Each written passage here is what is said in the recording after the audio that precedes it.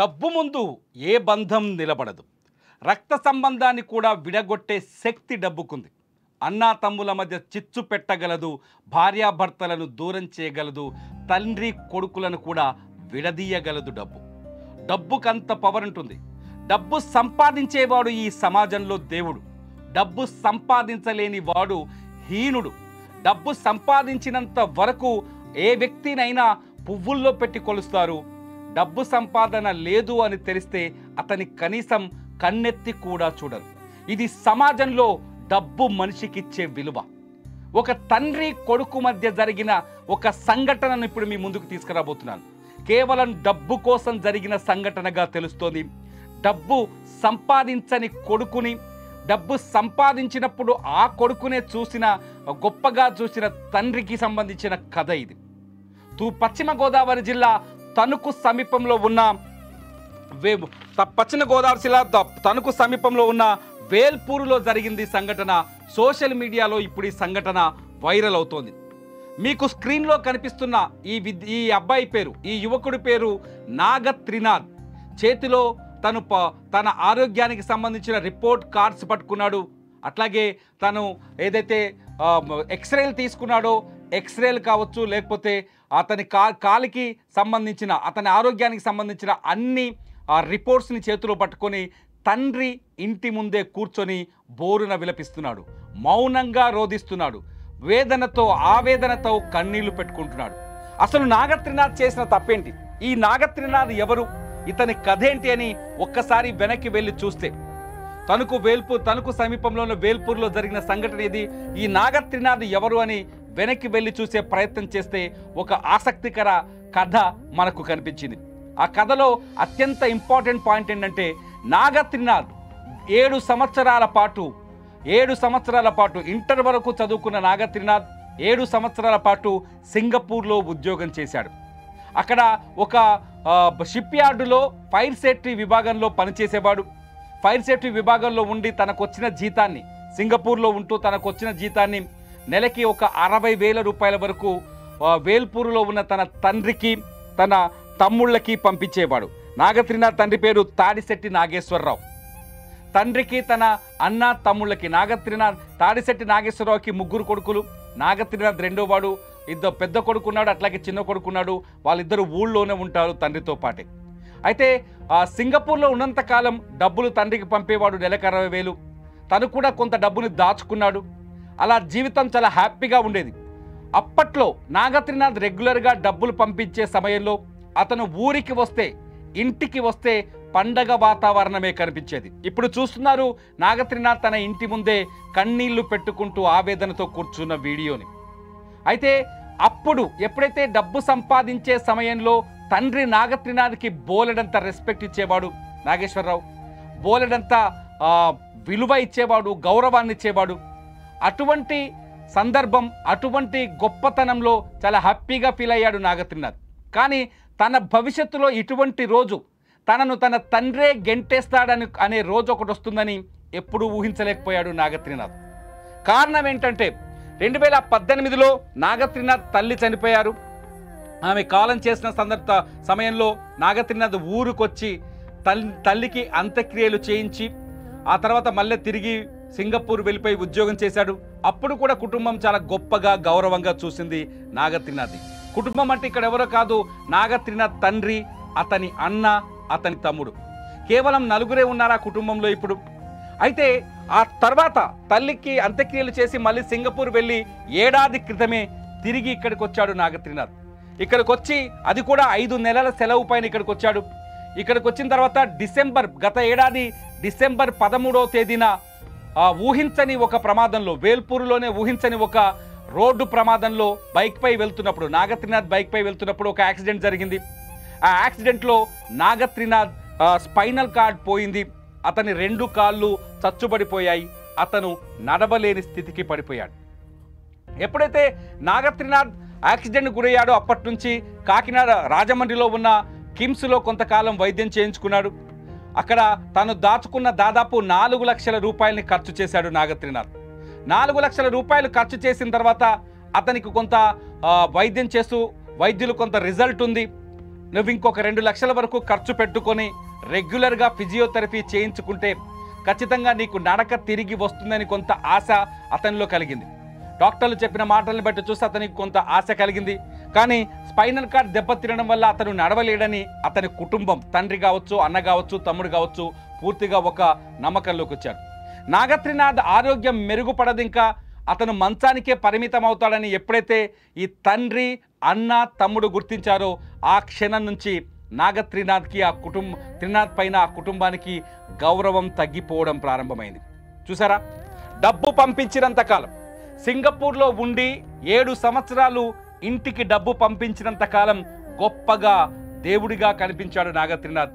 ఎప్పుడైతే ఊరికొచ్చి రోడ్డు ప్రమాదంలో spinal cord దెబ్బతినడమో లేకపోతే కాళ్ళు చచ్చుబడిపోవడమో జరిగిందో అప్పటి నుంచి అతను ఒక దెయ్యంలా కనిపించాడు. ఆ కుటుంబానికి భారంలా కనిపించాడు.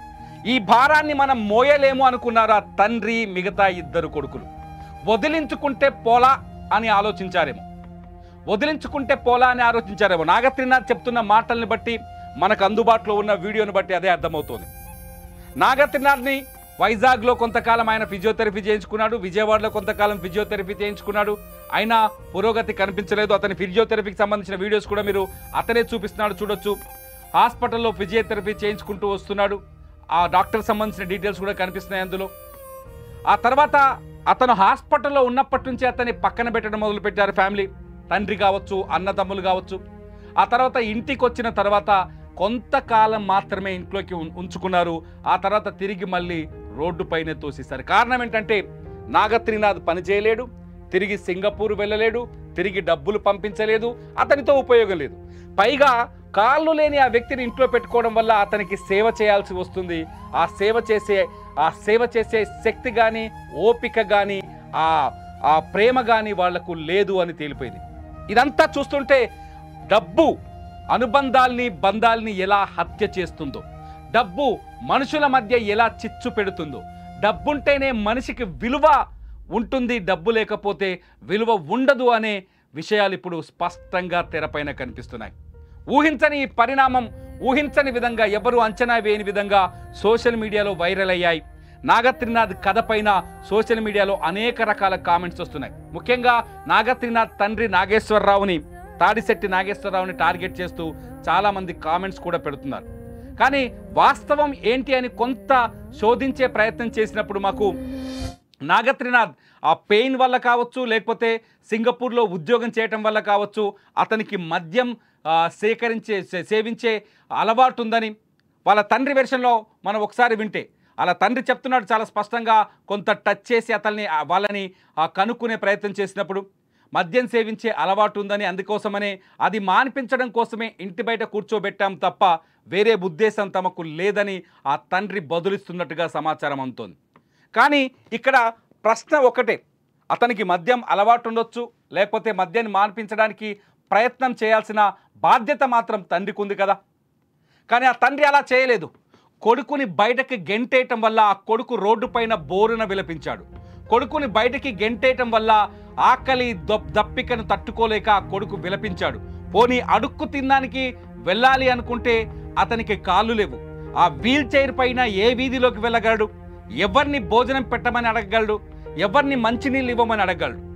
ఆ సిచ్యువేషన్ నాగత్రినాథ్కు లేదు. కానీ అతను బతుకున్నప్పుడు, బాగున్నప్పుడు వాళ్ళకి డబ్బులు పంపించాడు కదా. చాలా మందిలోంచి సోషల్ మీడియాలో నెటిజన్లు చాలా మంది అడుగుతున్న ప్రశ్నలు ఇవే.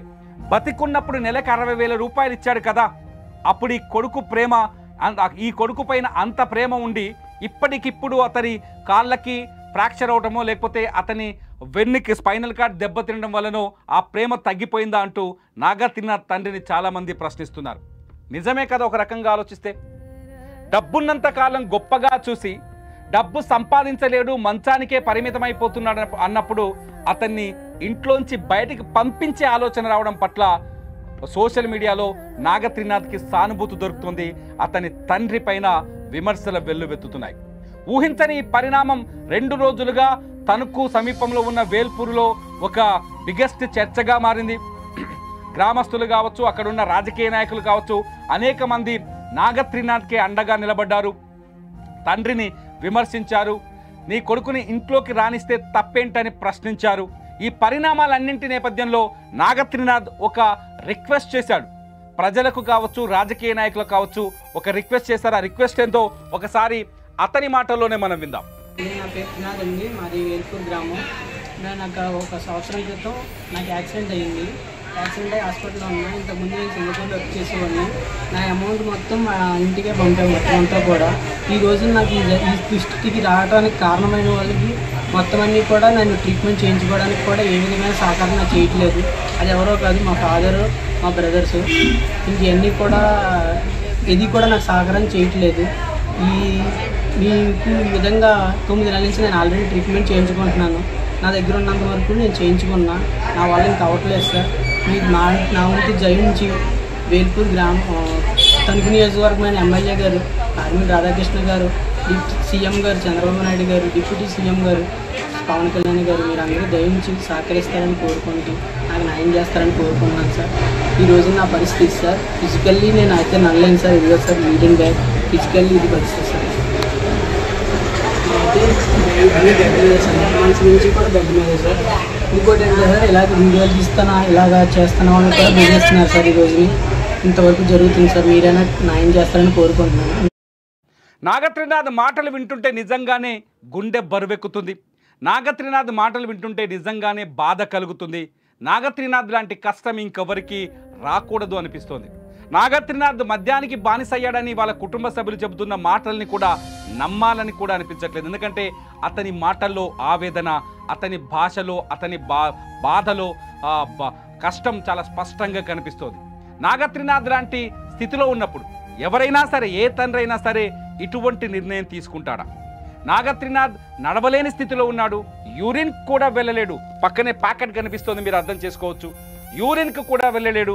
ఇటువంటి స్థితిలో కొడుకుని ఎవరైనా ఇంట్లోంచి బయటకు గెంటేస్తారా? ఈ విషయంలో తణుకు ఎమ్మెల్యే కాస్త జోక్యం చేసుకొని ఆ తండ్రితో మాట్లాడి అతన్ని తాత్కాలికంగా ఇంట్లోకి పంపించినట్టుగా కొంత సమాచారం ఉంది. నిన్న సాయంత్రం ఈ సంఘటన జరిగినట్టు కూడా ఇన్ఫర్మేషన్ ఉంది. కానీ ఆ తండ్రి ఎందుకింత కఠినమైన నిర్ణయం తీసుకోవాల్సి వచ్చింది? చాలా సింపుల్ ప్రశ్న ఒకటే, ప్రేక్షకుల నుంచి ఒక అభిప్రాయం కోరే ప్రశ్న ఇది.